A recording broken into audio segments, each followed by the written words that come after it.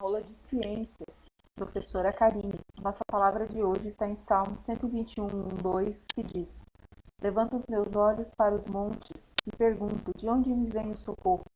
O meu socorro vem do Senhor que fez os céus e a terra. A importância da biodiversidade. Nós vamos ver nesse vídeo a importância da biodiversidade.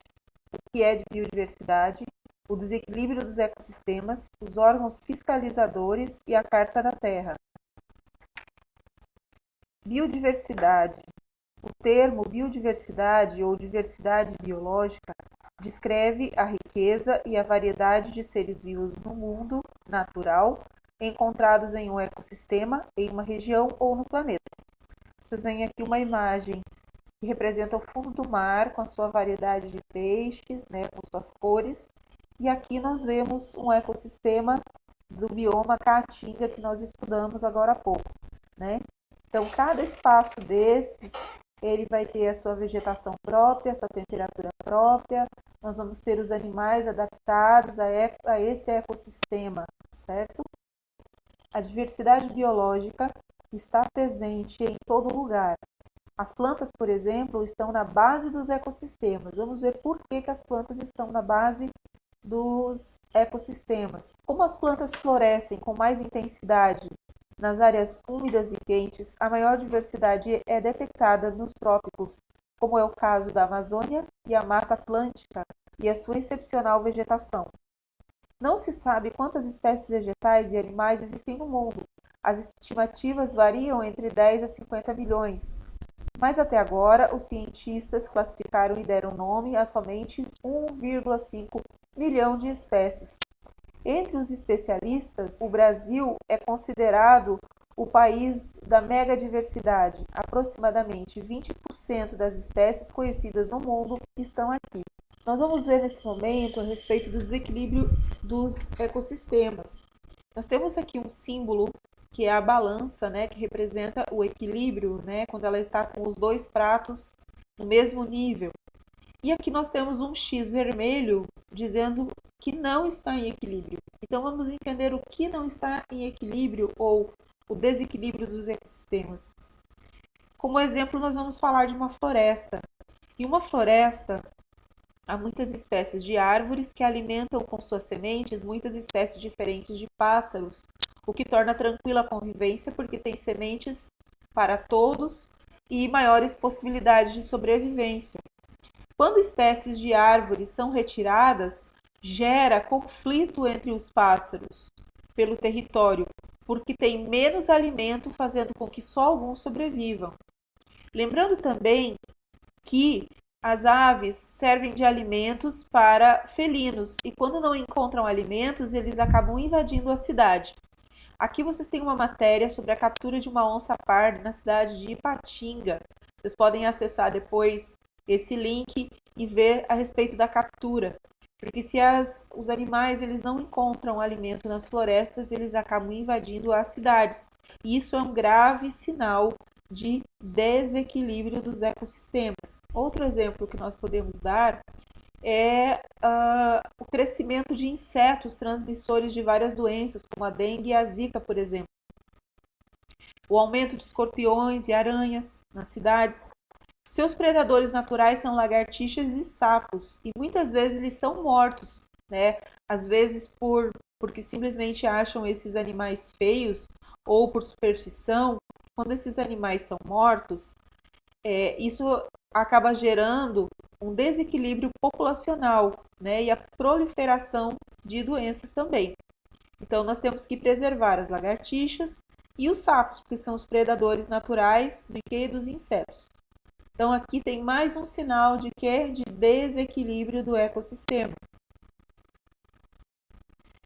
Outra situação, a degradação de um bioma, por exemplo, causa desequilíbrio entre os seres vivos e o meio em que vivem.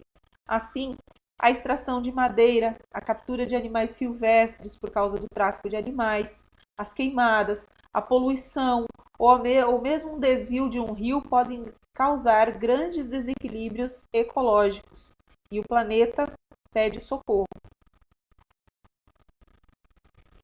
Nós vamos falar agora a respeito dos órgãos fiscalizadores. Em 5 de junho de 1992, ocorreu no Rio de Janeiro uma conferência das Nações Unidas sobre o Meio Ambiente e Desenvolvimento Sustentável. Vamos prestar atenção nessa expressão, desenvolvimento sustentável. Essa expressão significa a busca pelo desenvolvimento econômico e social, respeitando o meio ambiente. Gravem essa definição, tá? Ela é muito importante. De acordo com a ideia de desenvolvimento sustentável, a sociedade atual deve usar recursos para o seu bem-estar, preparando-os para garantir o bem-estar de gerações futuras. Se nós usarmos o material, a matéria-prima do meio ambiente, tá?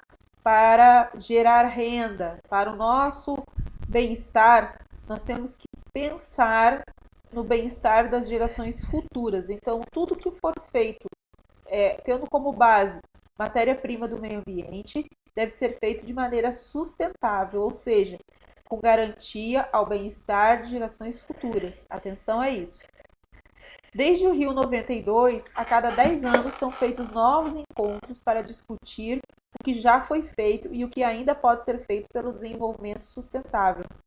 Em 2012, foi realizada a Rio +20.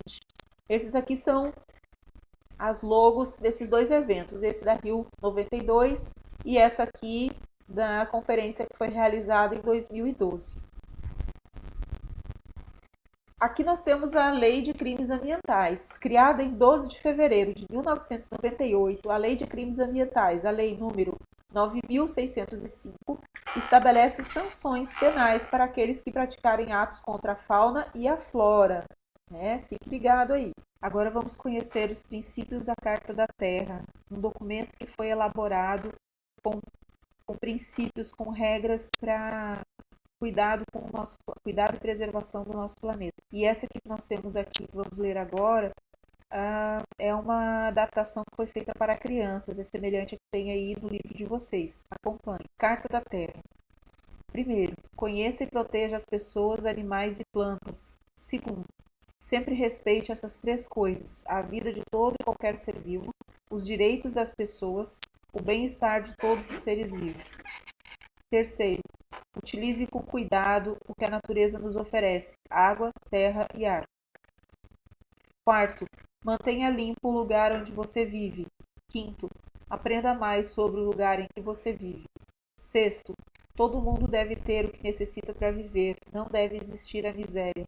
Sétimo, todas as crianças são igualmente importantes. Oitavo, sempre defenda a ideia de que qualquer criança tenha comida, casa, educação, escola, família, amigos, brinquedos, alegria e, se adoecerem, médicos e medicamentos. Nono, diga sim à paz e não à guerra. E 10º, estude dando especial atenção para aquelas coisas que o ajudarão a conviver melhor com as outras pessoas e com o nosso planeta.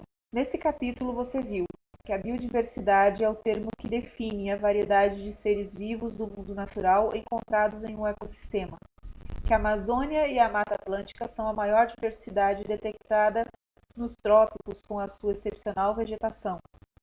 O desequilíbrio dos ecossistemas é causado pela exploração excessiva do ambiente e que o desenvolvimento sustentável estabelece que a sociedade atual deve usar os recursos para o seu bem-estar, preparando-os para garantir o bem-estar das gerações futuras. Revisem tudo direitinho e façam a atividade do capítulo da página 86 e 87. Um bom trabalho e uma boa aula.